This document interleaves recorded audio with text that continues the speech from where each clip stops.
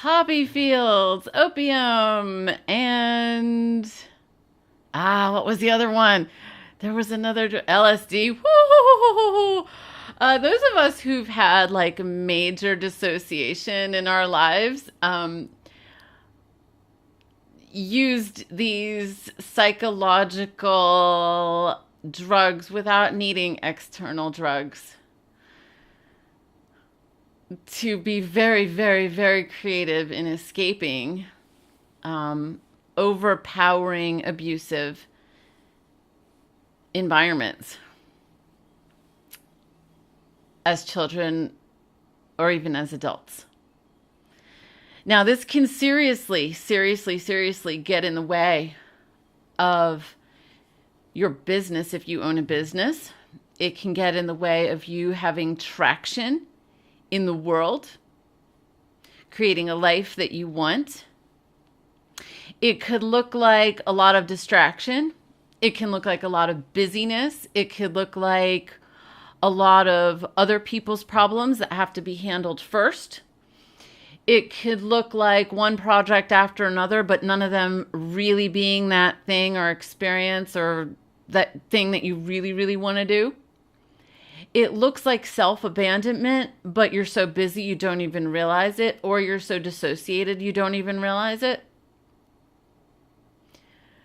So, God, I love coaching. I just freaking love it. So I'm on a call with somebody today who she has her own business, and we're now meeting every week to establish a rhythm for what she knows she needs to do, because it took us a little while to get her office cleaned up, to get her situated with the right technology so that she wasn't angry and enraged every time she tried to send somebody a text or whatever.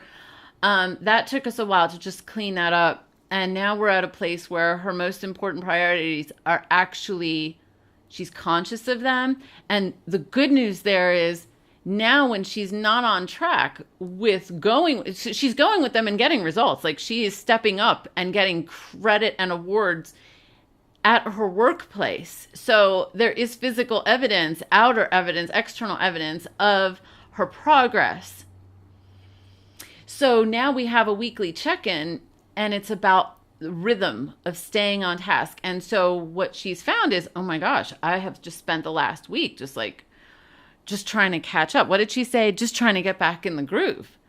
And I said, well, that's why we're here. And we spent, we were on a call for about 30 minutes. And most of it was spent just getting into the awareness of how so much of her week was just falling asleep in dissociation.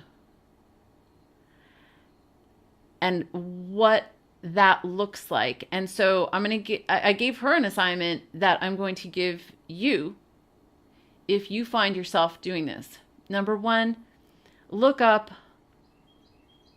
emotional flashbacks, how to recognize an emotional flashback. Look up Richard Grannon's 5-finger technique, because she said, you've showed me the technique, but I don't really know how to apply it or how to use it, when to use it. And I said, well, did you read his PDF that led up to the 5-finger technique? She's like, no. I said, right now, if you sign up for his email, you'll get a PDF and a video about how to use the 5-finger technique. And I said, the reason you're having a hard time knowing when to use it is because you're falling asleep in the poppy fields. That's like trying to wake yourself up out of a dream at night, which is possible, but can be difficult. Oh, there's a bird chirping outside. That's nice. And so your job is throughout the week to wake up. I'm in the poppy fields, wake up. And so the 5-finger technique is, I am in charge of my emotional state. The inner critic in me is not who I am. I say, no, not going that direction. The inner parent is, here's how I'm going to, the messages I'm going to implant to my brain, which for her was progress, not perfection.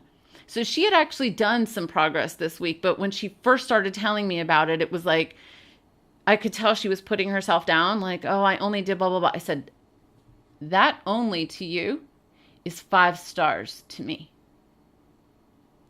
that only to you, has to do with your perfectionism.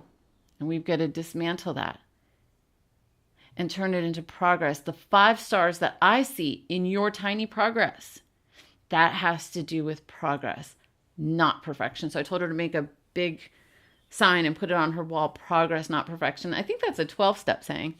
So, and then, so number 4 is like planting messages in your brain the way a healthy parent would, like, hey, great job. So I was offering the voice of healthy parent for her so she could learn and then do that for herself.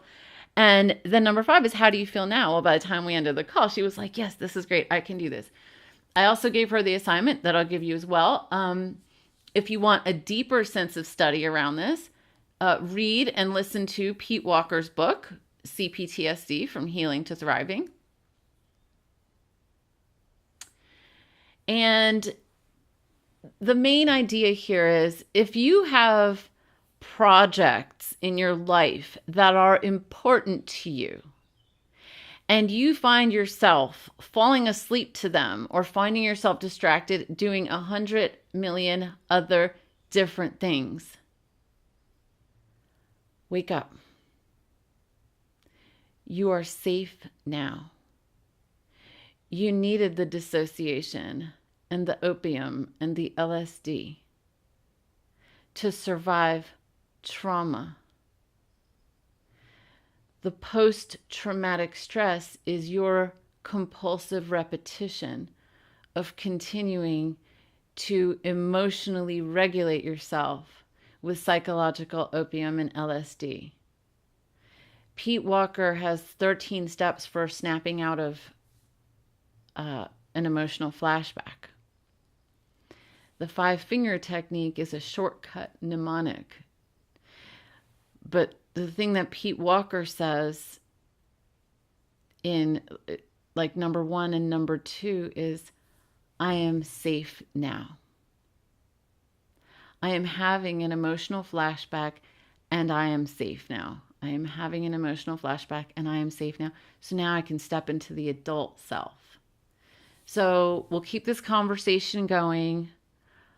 Good on you for having a business or a project that has meaning to you. And I want you to know I am standing with you at Joy-Based Living. We are all standing with you. We want to empower joy in the world, and we want more people taking more inspired action. So the more people who wake up into the things that have the most meaning and depth of joy for them, and we want you to fly high, fly strong, fly free. Thank you, and I will see you on the next video.